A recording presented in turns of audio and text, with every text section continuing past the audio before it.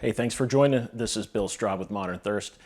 Today is a very different kind of tasting just because this is not even an aged whiskey, but it's one that I'm excited to taste for you today and just give you some general impressions. This is a new whiskey from Stolen Wolfe in Pennsylvania. Now, this is a Rosen Rye whiskey, unaged. It's 125 proof from Lancaster County, Pennsylvania.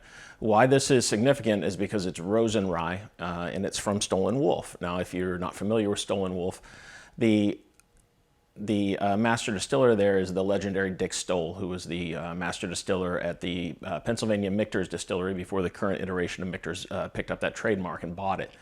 And Rosen Rye is actually Rosen is a type of rye. It's a varietal, and it's a varietal that hasn't been used in a long time. It's actually been dormant since around Prohibition, where people just haven't been planting it again.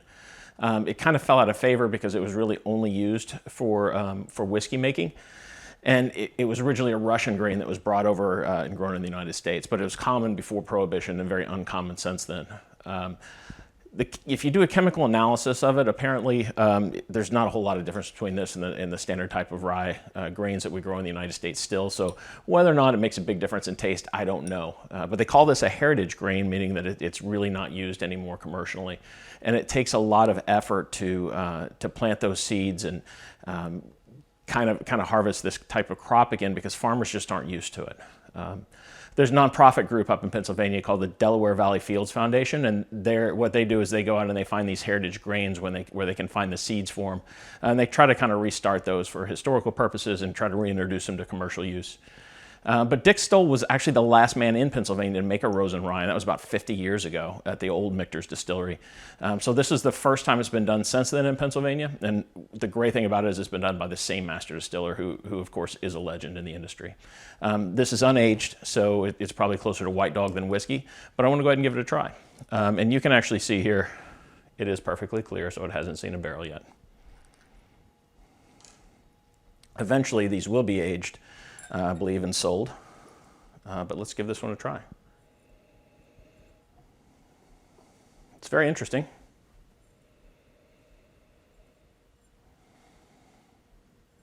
A little bit of licorice on that.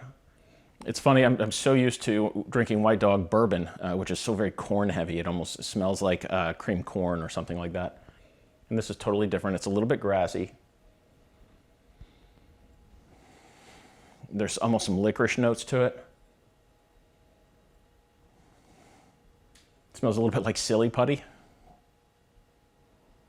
All in all, very different than a typical moonshine or White Dog from a corn whiskey.